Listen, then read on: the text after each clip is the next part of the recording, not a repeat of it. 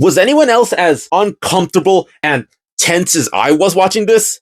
Hey there, this is your Matt Doodle to my Thomas Hands Doomer here with another video, and today I'll talk about Daredevil Episode 3. This show ended up being a lot better than I expected, mainly because it was a Disney Plus show. But watching the first two episodes, and then watching this episode, it feels like a good successor to the Daredevil Netflix show.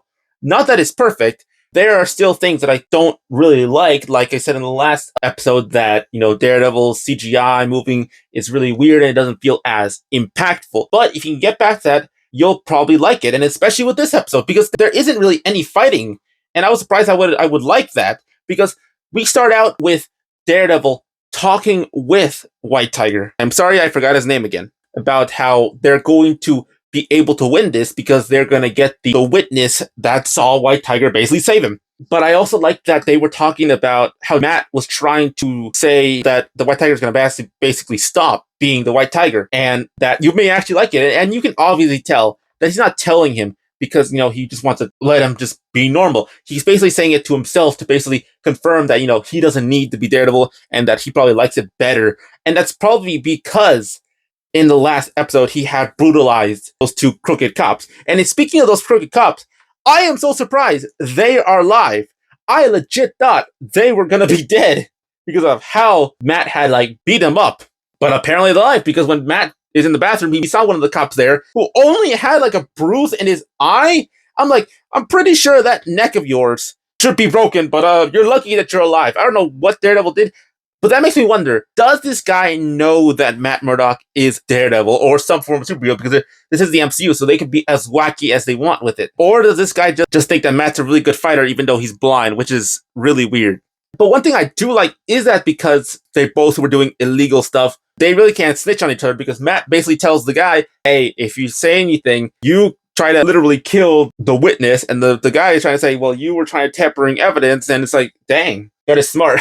But I'm really worried that this may bite Matt in the ass a little bit later because of the whole fight. Maybe the guy's going to figure out a way, because later on we see what happens. But before we get there, I do like that this entire episode is more of a courthouse scene. I miss that for Daredevil, but it is very impactful because we see Matt doing his best to comfort the White Tiger, to make him feel welcome, which I do like. Because he basically tells him, to calm himself when the crooked cop is basically saying, oh, me and my buddy were best friends. We did things together like friends, just to, get sympathy points by the jury. And he's basically blaming the White Tiger for just being there, just beating him up, which is so stupid. And I find that really good and really sleazy. But this is the thing that really made me so tense, that I was not expecting. And that's why I feel like this is a good successor from the Netflix show, because of how tense it was able to be. Because the witness himself, the guy who's in the train tracks, turned out to be an informant for the cops. But I guess he was being beat up on, apparently. Also, this is kind of weird and kind of interesting.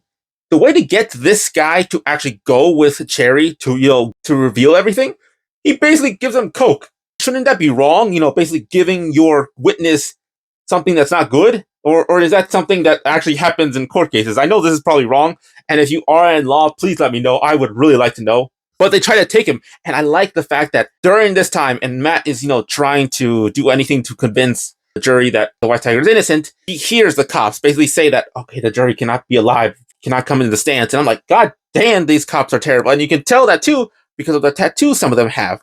And you would think that all these cops are terrible, but not really, which I'm surprised about. But the reason why I said I was really tense with the witness going to the courthouse is because you can see that we think that he went with Cherry in a trailer, but then the cops are there to basically kill him. And surprise, surprise, the witness is not there. And he went to with another guy to a taxi to go to the courthouse, which I found so cool and very stressful, because oh my god, is he going to be able to get it? Is he going to be, not even just because you're worried that he's going to get him, but is he going to get there on time? Because that was a big worry that Matt was having, and I totally understood that it was late. That's why I said this feels like a successor, because you feel the tension, you feel the worry in this show, oh my god, things could get messy, and I love that. It's something I miss. Again, because it was a Disney Plus show, I was worried about that. But speaking of that worry, while the witness is there, basically about to tell everything his story, the most unexpected thing happens, because of course it's a Daredevil show. He basically lies and said he was just home, instead of saying that he saw the White Tiger help him, which I think was because he saw all those cops there. And that was horrible because that was Daredevil's one defense. That was his only way of showing that the White Tiger was innocent. And that must suck. And you're like, what is he going to do? How is he going to get out of this? And I was like that too. It's been so long when I'm also being the one like, okay, what are you going to do, Matt? What are you going to do to actually get the White Tiger out of this? Your client. I have not done that in a very long time when it comes to a show, especially not in a Marvel show. Not even a Marvel movie, in fact. But the way Matt actually decided to, help the White Tiger's case is by revealing that he's the White Tiger, even though in the last episode, he basically had told the judge, hey, don't mention White Tiger because, it's a bad thing. It'll skew the jury to a certain conclusion. And a lot of people are saying that this was probably Matt's plan. I don't think this was Matt's plan at all. I think this was his Hail Mary, basically saying, hey, I don't have another way of winning this because, if he had more time and actual evidence, he would have done that besides reveal his identity. But I also feel like he did this. If he outs the White Tiger's identity, the White Tiger cannot just go out and fight crime, which I think he's doing that to basically also show that, hey, maybe I don't need to be Daredevil, which is kind of a screwy move, but I understand why he did it. And the way he does this, it's not just like, hey, my next evidence is the fact that he's White Tiger. He was a hero. Do you prosecute an actual hero? I'm like, what the heck? I was not expecting the way he did it. I wasn't even expecting him to do it that way, but I'm not sure this is how the court works there. Now, I know some people are going to say like, oh, but if you like this, why don't you like that in She-Hulk? The reason why that's a big difference is because here, it feels believable. It feels like actual court things that could happen because in the episode, they show that the judge does not like this, does not like the fact that, hey, you undermined me. You basically said you weren't going to do this, but you did it anyway.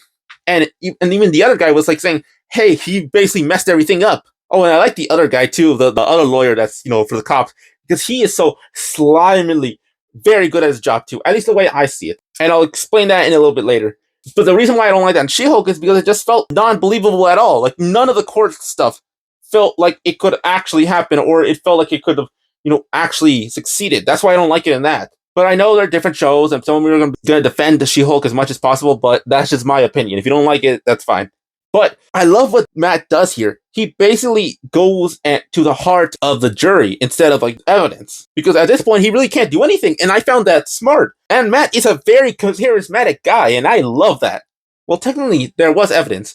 And all the evidence was every time the White Tiger was saving people, was helping people, was doing stuff. And I like that a lot. And I love the White Tiger's reasonings for this. They could have over-explained it, but I love that all he was saying was, why'd you do this? Why'd you do that? Why'd you do that? Because it's the right thing to do. Because it's the right thing to do. And I like that. I would like a little bit more explanation on why someone does something, but if that's all you need, that's great. That's awesome. And how I was saying, like, the cops, I was thinking that all the cops were bad. I like that it's not true. That it's not just all cops that are bad. And I like that nuance that, yeah, some cops are bad and, actively want to be horrible people and hurt people, while others actually appreciate the help of vigilantes and actually are good people. I like that even some cops were actually okay with the White Tiger, and I like how some were changing their minds. That was fantastic. But I also liked how the other lawyer was trying to also go into the heartstrings of the jury, but in the most sleazy way possible by explaining how a train accident would look or feel. And I'm like, oh God. And I legit thought that was going to work because he also said that, yes, the White Tiger did so much good. Yes, he did so much to help people, but good people can do wrong things. Good people can make mistakes. And that is true. So I was like, okay, now it's 50-50 because now I don't know who's going to win. But this is the type of stuff I could not stop watching. I am so surprised that I was this invested in a court case about a superhero accidentally killing a cop and being tense about the cops themselves. And at this point, it's all a gamble. It's all on the juries themselves to see if the White Tiger is innocent or not. And because this is a courthouse episode, I was so tense because I was worried if the White Tiger is going to get, free, that's great. But what's going to happen after? If he goes to prison, is what's going to happen to him? So that was worrying. But at the end, it was such a relief hearing that the White Tiger was free. He was acquitted of all the charges, and you were like, oh my God, that was so stressful. I'm not joking when I say I was sweating and just kept my eyes on the screen. I was freaking out. And those are one of the few times where that's a good thing at this case. And that was so nice and sweet, right? The White Tiger is free. And again, if you notice, I've only been calling him the White Tiger. That's because I keep forgetting his name in the show. I am so sorry. But this was nice to see that, he was finally free. But that makes me wonder, if he's free, does that mean that he cannot be the White Tiger anymore, right? He shouldn't, because now they know his identity, right? So that was the whole point of him, wearing that in the first place. That makes me wonder if he even had a secret identity in the first place, really, because Matt said in the last episode, if I could have found your suit, then the other judge, jury, whoever, are able to find this as well. And I'm like, how? Carrie found it because he went to the house and he saw the box. So how did anyone else figure that out, or anyone who was important? Because it seemed like Matt just revealed to the judge that, he was the White Tiger. So the White Tiger not really have an identity, but that was nonetheless, he won in this case, and you're very happy. And before I go completely on what's going to happen, I wanted to mention Fisk. Him in this show, I'm going to be very honest, he still feels like Fisk normally, right? Like, he just feels like the Fisk we all know and love.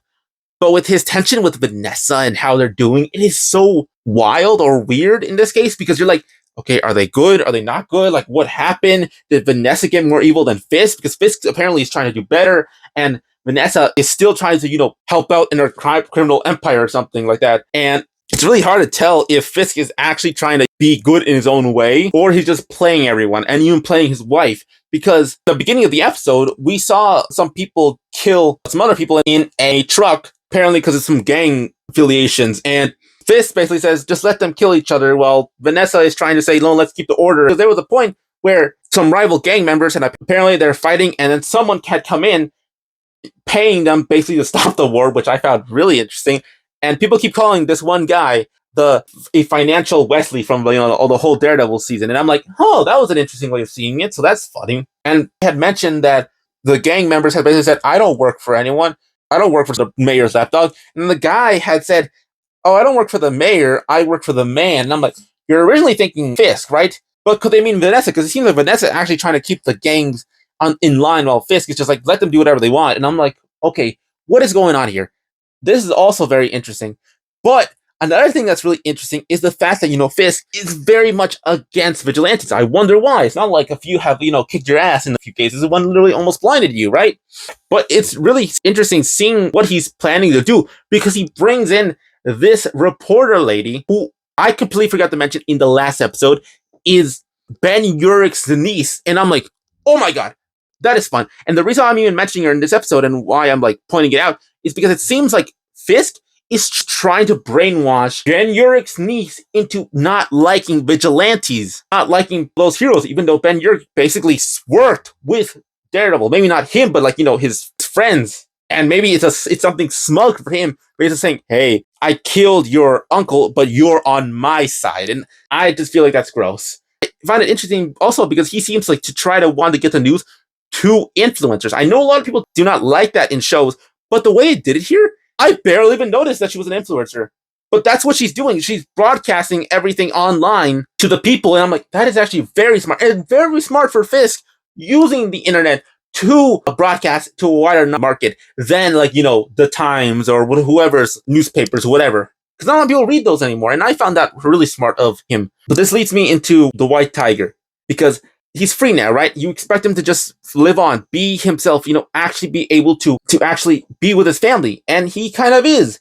The only problem is he just gets back to his old ways and puts on that suit to go and be the White Tiger again. And before I continue, this suit, I honestly like it so much, because they took a very bland design from the comics for this version of the White Tiger, added some stripes, made it a little more textured, not over designed, but textured, give it a hood, make it look comfy, and it works so well. Because again, in the original version of the suit, it was just pure white. That is it. But in here, they made it look so cool. And we kind of got to see it literally when Matt was revealing that he was the White Tiger. But we see that, the White Tiger is ready to fight some crime. He hears someone in danger, so he turns his head, and then someone shoots him. And I was so sad, because I was like, oh, nothing's bad anymore, right? Nothing bad's going to happen anymore, because you're so happy he got away. But him being a superhero caused him to get killed by who?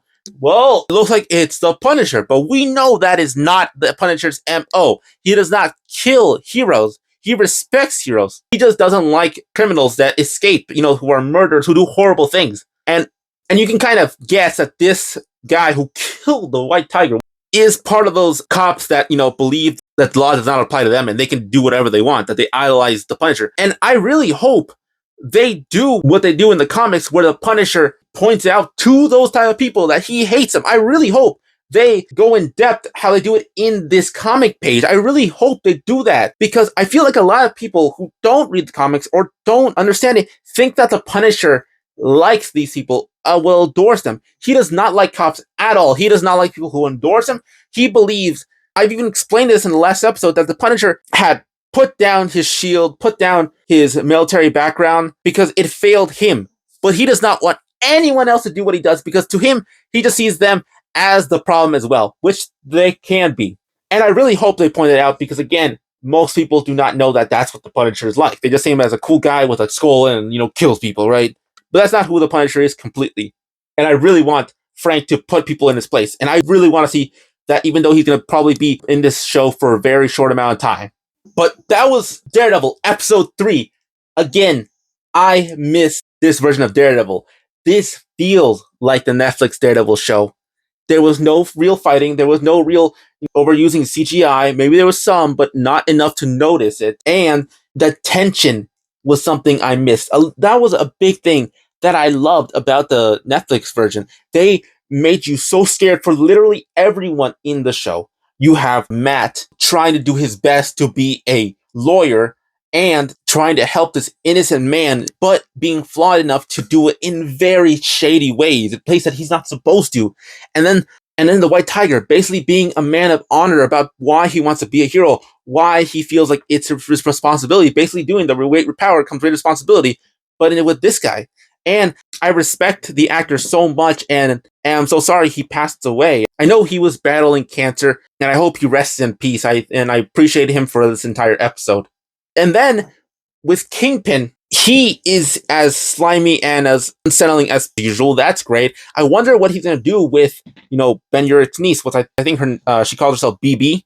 So is he going to use her, to make vigilantes look bad, right, with her platform? And what is Vanessa going to think about this? Will she know? Because Kingpin is not telling her anything.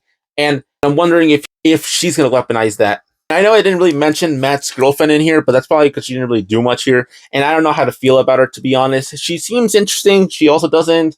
This is back and forth. Maybe I need more time with her. But what did you think? Did you like this episode? Did you not really like this episode? What do you think of Court Cases episodes with Daredevil? What do you think about, the fact that White Tiger had died by this imposter of a Punisher? And are you ready for the next episode? If there's nothing else, this has been Dudamite. I hope everyone stays nerdy, and I hope to see everyone in the next video. Bye!